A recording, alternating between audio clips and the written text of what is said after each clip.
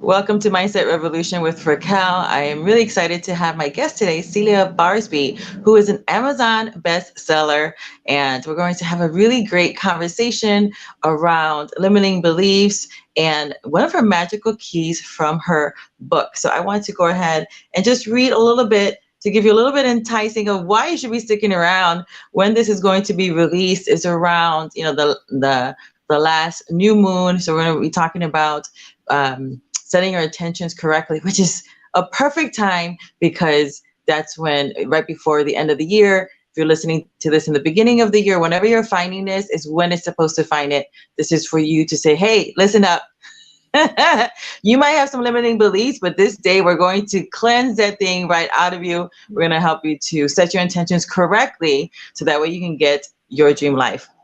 So my very special guest on her website says, a creative lifestyle giving you permission to discover your authentic, rebellious, quirky self. And I love that because when I met her in a network opportunity, I said, my audience tends to be quirky, esoteric, spiritual badass women, entrepreneurs. And she's like, yes, me too. So if that's you, stick around. And if that's not you, stick around anyway, because we always have a good time. You can just kind of, ooze in our juicy energy. Celia is a creative visionary, and now your personal cosmic soul guide. Celia has been a maker, creator, and a teacher since the age of 7. Celia creates a safe place for women seeking inner joy and connection to their own wisdom. So you can find your passion for living in creative flow with the universe and recalibrate your life so that it becomes vibrant and magical, full of self-discovery and purpose. And you're thinking, wow, don't you do the same thing? Yes. But we believe this is an abundant universe. So I can't serve everybody. She can't serve everybody. There is more than enough. We all have our blue oceans. And this is why I bring people who have like-minded purposes to kind of give you a broader scope of these things.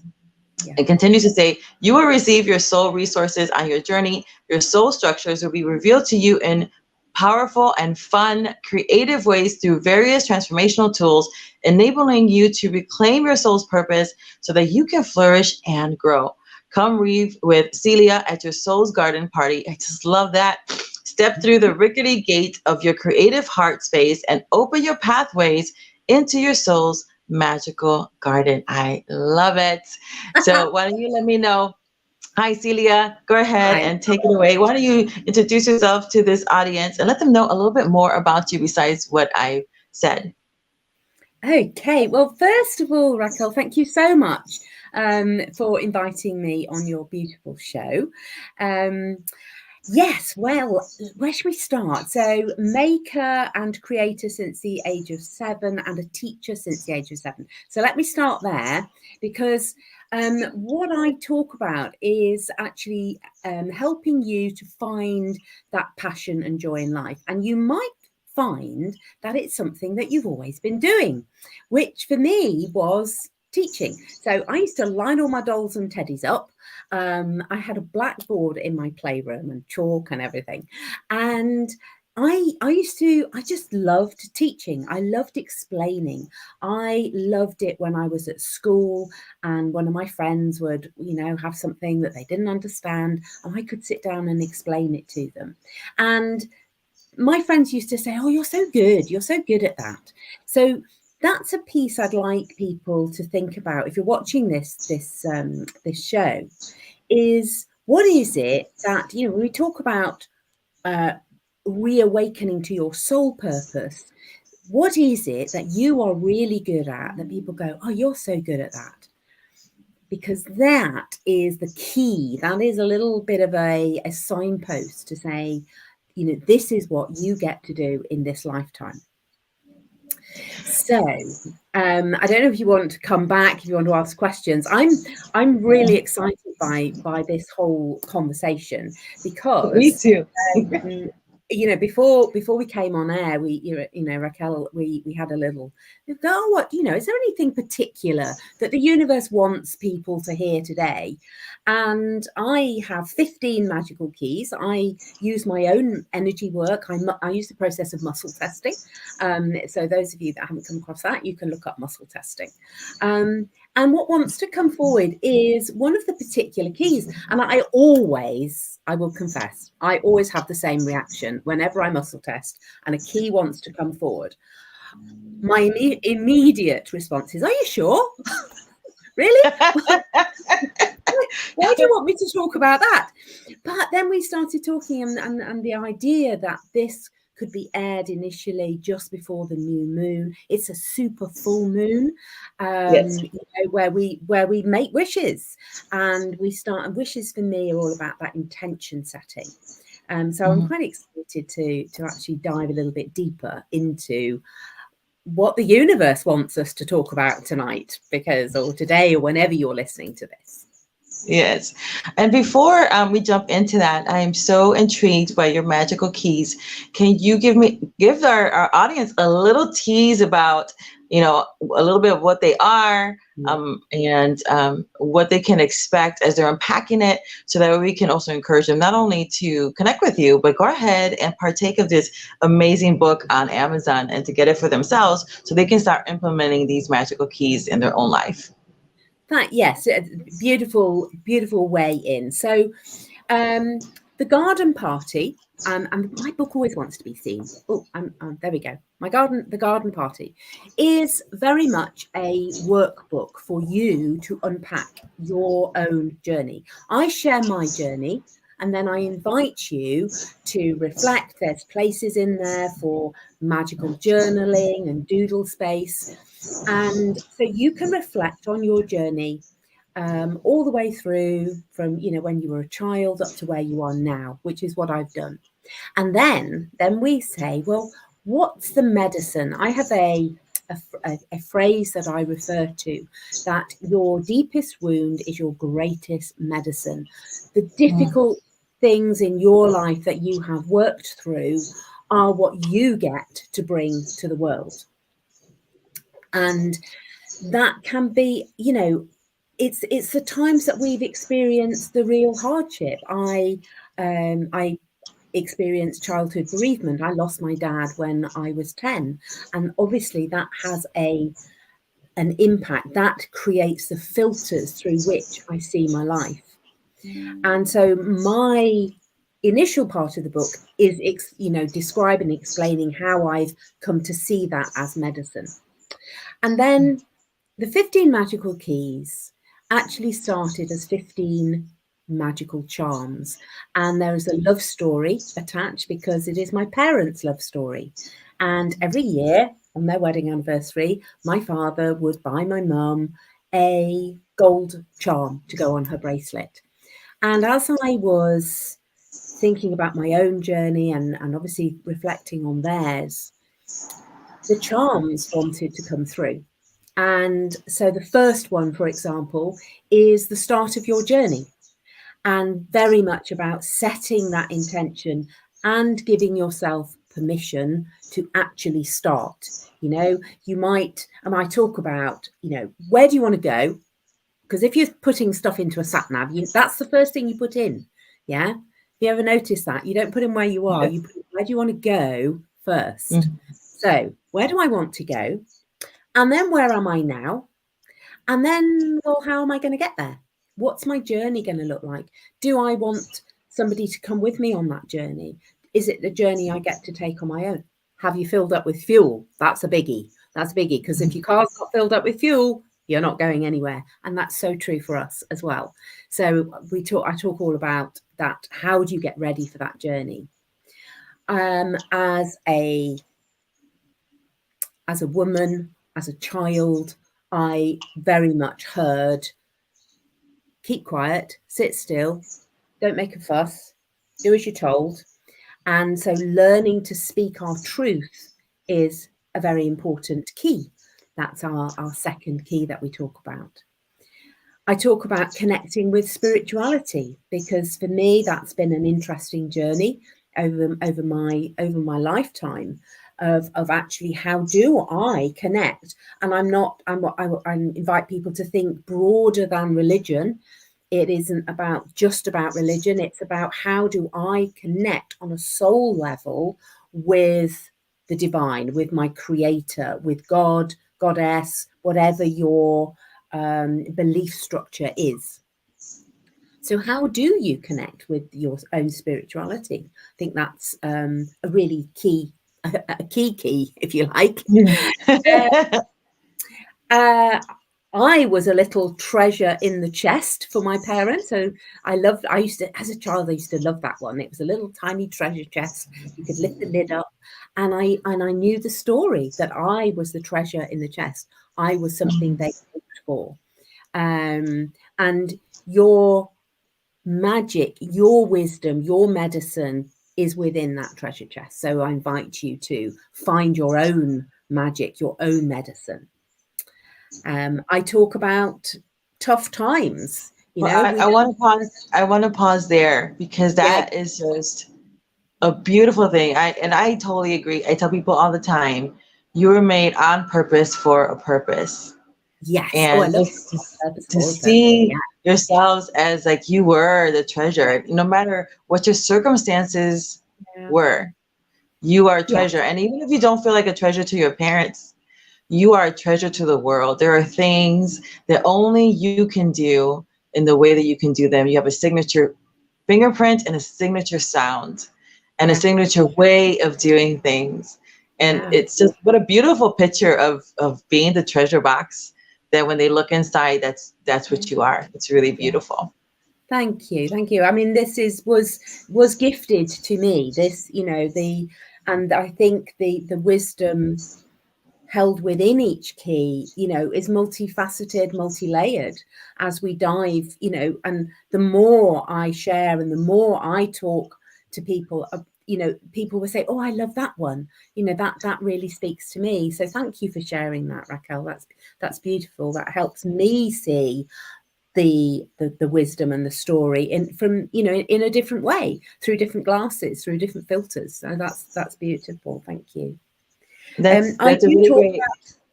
I talk about the tough times as well. We don't go through life, on this, it's not a Disney film, or maybe it is a Disney film. I don't know, because Disney's pretty good at storytelling, and actually that's what I like, stories. But anyway, I digress. But I talk about times when I call it going through the mill, when you feel a little bit bombarded, overwhelmed, crushed by the weight of responsibility. Think about grindstones grinding the flour. That's where we learn our resilience, and we learn to stay connected. We learn to be in flow. And I dive much deeper, and there's journal questions, and I invite you, you could take, there's 15 keys. You could do one a month. This is a book that will last you a long time. I know I'm going to be adding it immediately after this conversation. I was like, I love already the first few keys that you talked about. And I want, it was a really great introduction to it, because I'm like, ooh, that sounds so good. And if you're like me, like, ooh, that sounds good, and you love to read, because leaders are readers, right?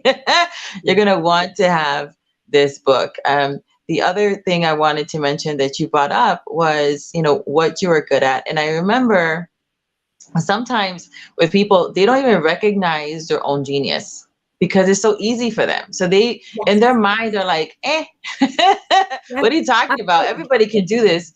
And I just wanted to encourage those who are listening that, the good book says that your gifts will bring you before, great men, which means the opportunities, open doors, people of significance. And that what has been planted in you is that's actually what opens doors. Now, we do have passions, but not always our passions are aligned with our gifts. And sometimes, we take for granted the beauty of who we are and the beauty of how we're made, because it's almost like you're so used to being a badass in that, and whatever it is that you do, that you're like, well, doesn't everybody think this way, or can't everybody do this? Yeah. No. Yeah. It's absolutely spot on, because those are your gifts, those are your talents. It's the things that only you can bring to the altar of humanity. Is a beautiful phrase.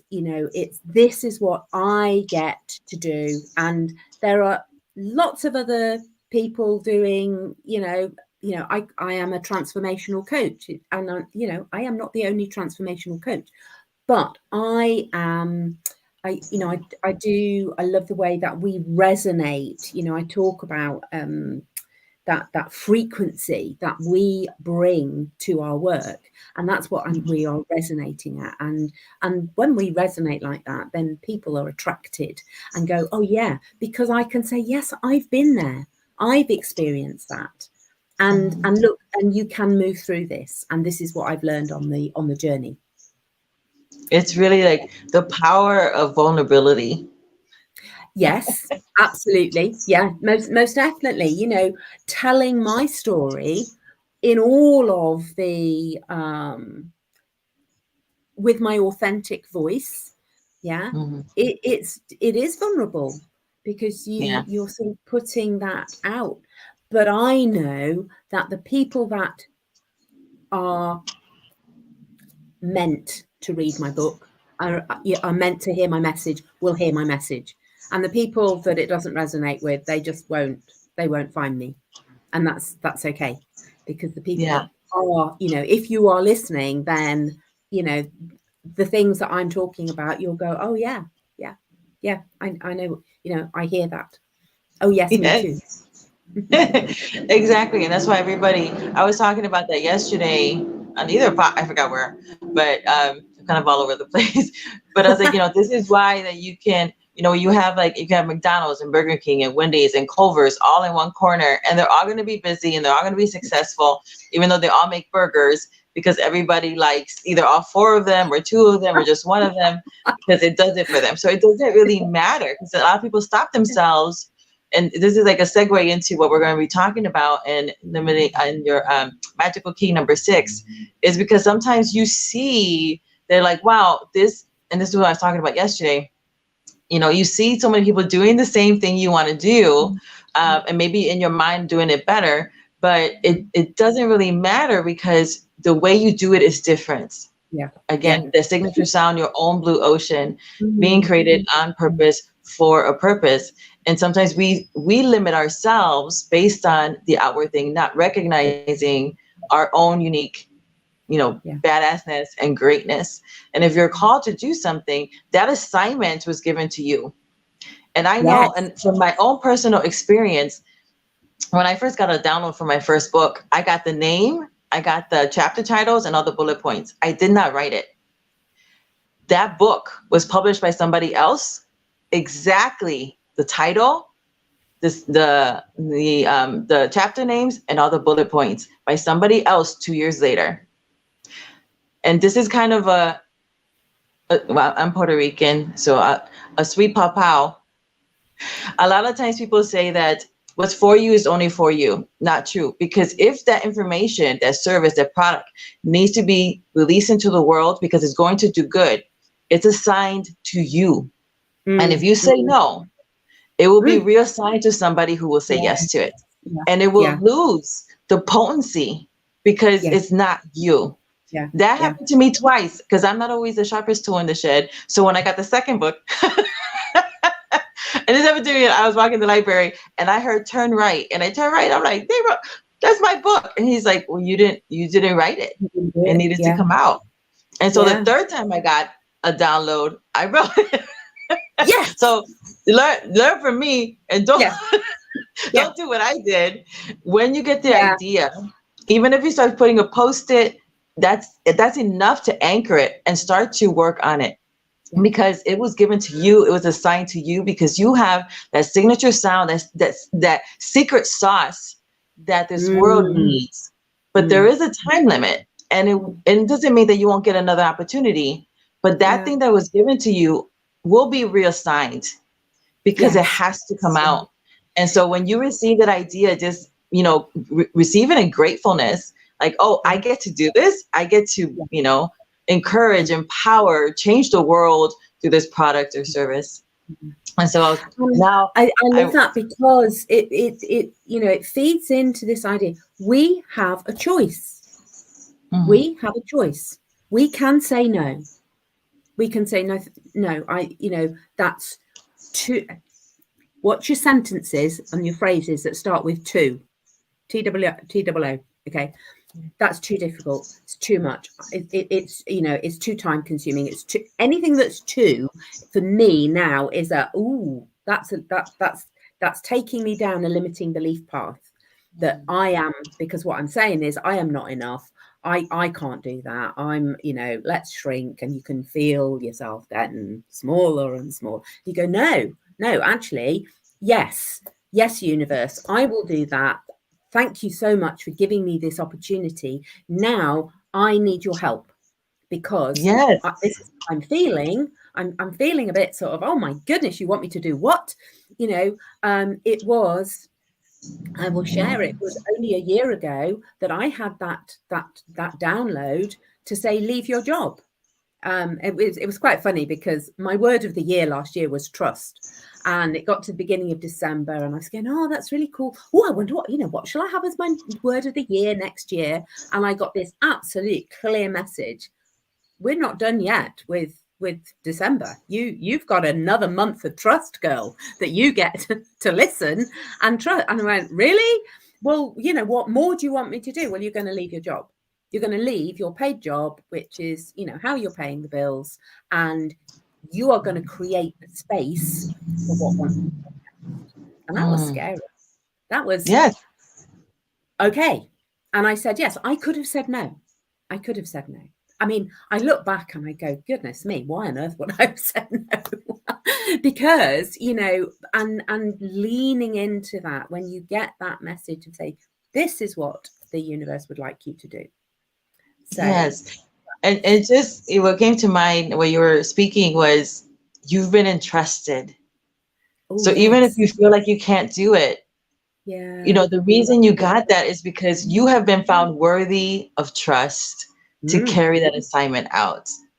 And if you can hold on to anything that we're saying today, the idea that you have has been entrusted to you because you have been found worthy of it in the time that you received that download, the inclination, that gut reaction, that instinct.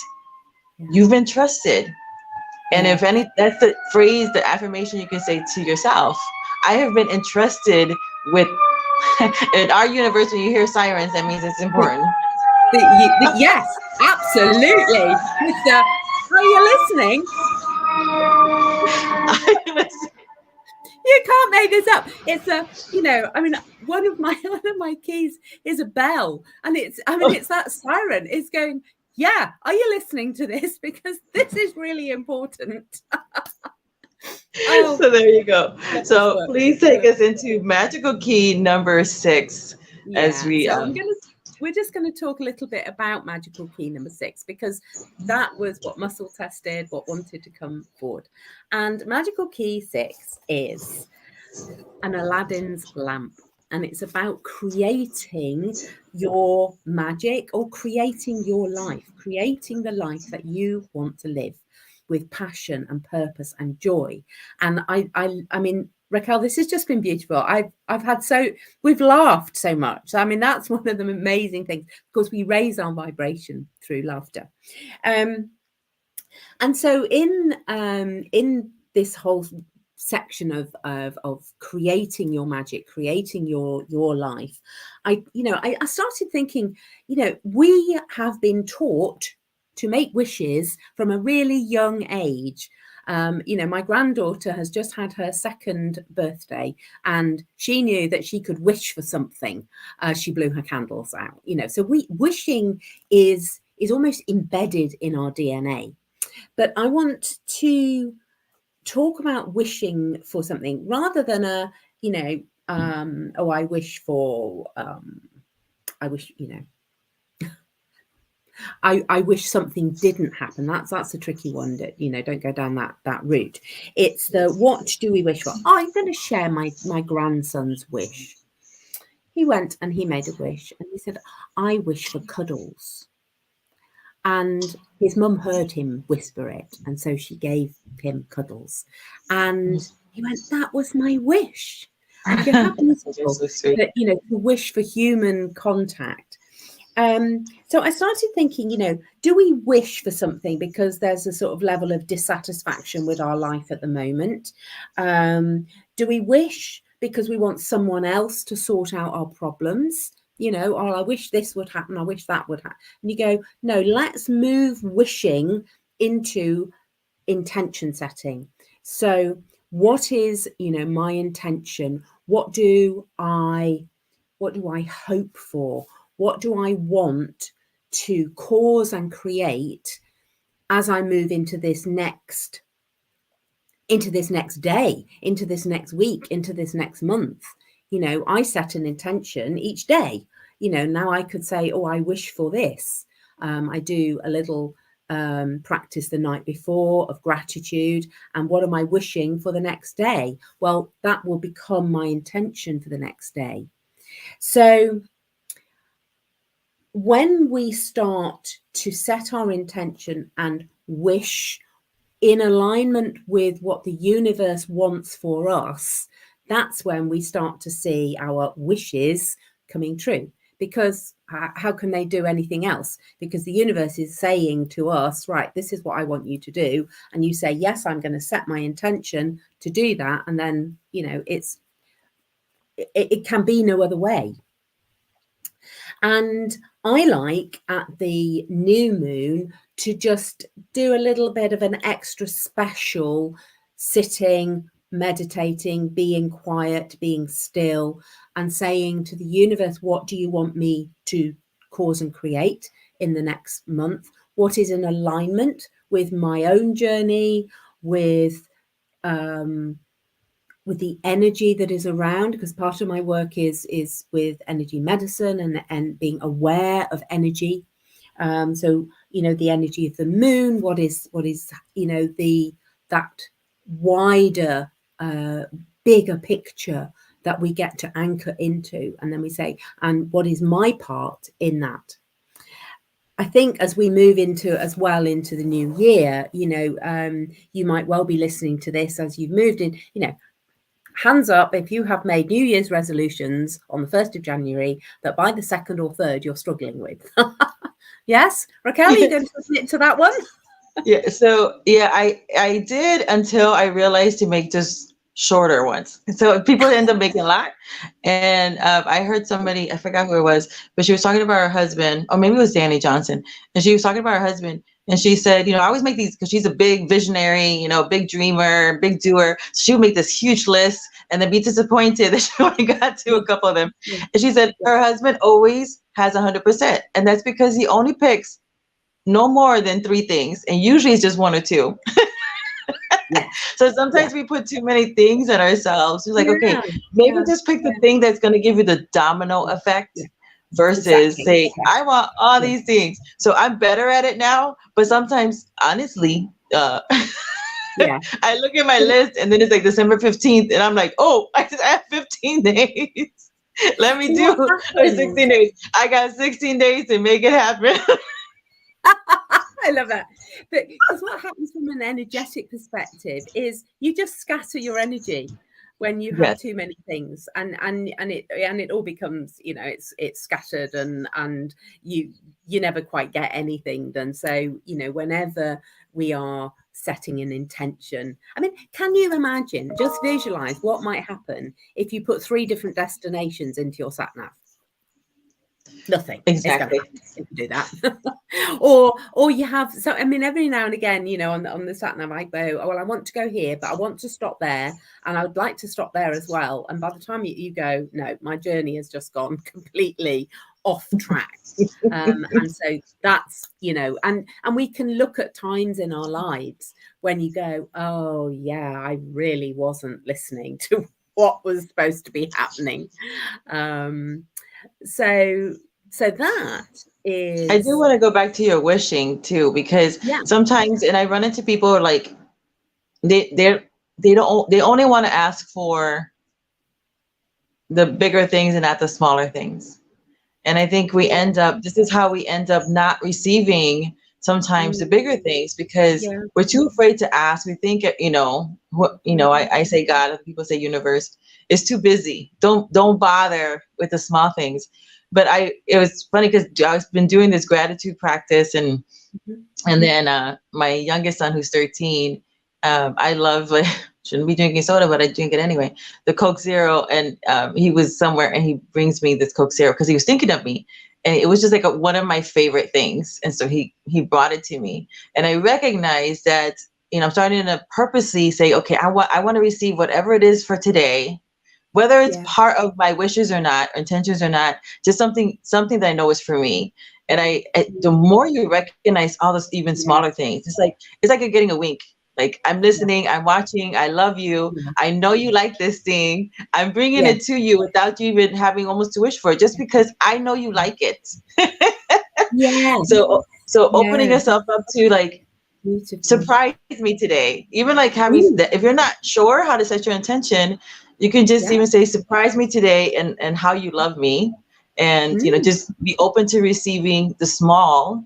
And then when you get really good at it, you start like, oh, I'm freer to ask for the big. I know from certain cultures that, and I have a lot of friends from different cultures, is that, that work hard, hustle mentality, do it yourself, do it yourself, do it yourself. And so sometimes it's hard for you to receive because you're always doing and always like hustling and always working hard to get it for yourself, that you don't even bother asking, because that's the way you've been groomed. So this is your challenge. Yeah, absolutely. And reaching out for support is something, that I found incredibly difficult to do. I'm an only child. I got, and I can, hand on heart, I have only been able to write my book and create my business because I created the space, and then I said, I can't do this on my own. I'm going to need people that are going to support me. And they just arrived. They just arrived in my life. And so, when we create that openness and trust, that entrusted, the universe had something they wanted to entrust to me, and they went, she needs some space because there's no room at the moment. So it's a powerful journey when you start actually listening. What I heard when you're telling that story of your son bringing you something he knew you liked. He's just saying, I love you. And this is what his way of expressing it. And when we open our awareness and we slow down enough to notice those pieces, that's the universe saying, I love you so much. And it's just, I love you. And you go, oh yeah, that gives me the chills actually. I'm going, whoop. Yeah. But we do have to slow down. We have to slow down so that these things come into focus. I was having breakfast this morning with my husband and I were chatting away, and I suddenly went, oh, look at the shadow on the bushes at the end of the garden. And there was just like this figure. And you just go, wow, and we just stopped and I took a photo, and you go, oh, thank you. But it's the being, if you're on a roundabout that's spinning round and round and round, nothing is going to be in focus. But when you slow down, then you start seeing. Oh, that's a beautiful analogy. Is there anything else that you would like to share before we close out this podcast? Goodness, I've had such fun. I just want to say that first of all, this has been really fun. So thank you for inviting me. I'd just like to share that, if you've enjoyed this conversation and you want to, have more conversations, I know, Raquel, you're going to pop some links in the show notes. Pop over to the website. If you haven't picked it up already, I love talking to people, and book yourself in a time and let's chat about what's going on for you. And if any of the things I've said resonate, you can get the book through the website as well. You get a signed copy if you do it through the website. So that might be. And it's also available on Kindle as well. So you don't, but if you've got your own journal, it works really well. So if you've got your own beautiful journal you want to write in, then that is an alternative. Okay. But that is awesome. Thank you so much for being here. I can continue to talk to you for hours. Well, yes.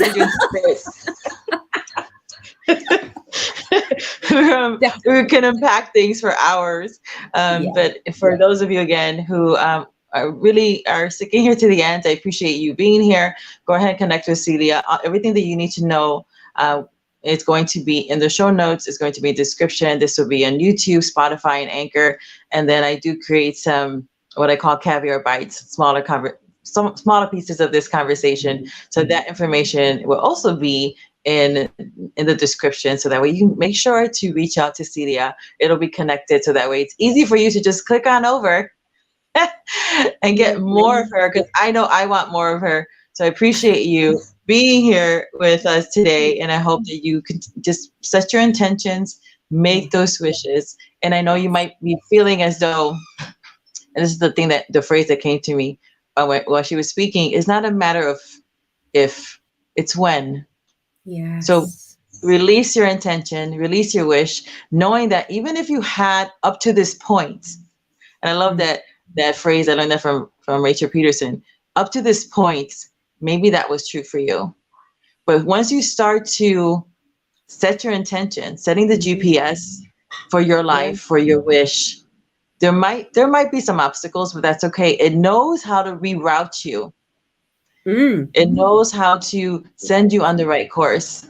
And that's the affirmation. It's not a matter of if, it's when. And it's yours because it was revealed to you. And what is revealed to you is for you. It's your assignment, it's your gift, it's your opportunity to bless the world with the badass that you are. So until next time, thank you so much for being with us. And we will see you on the other side. Bye now. We will.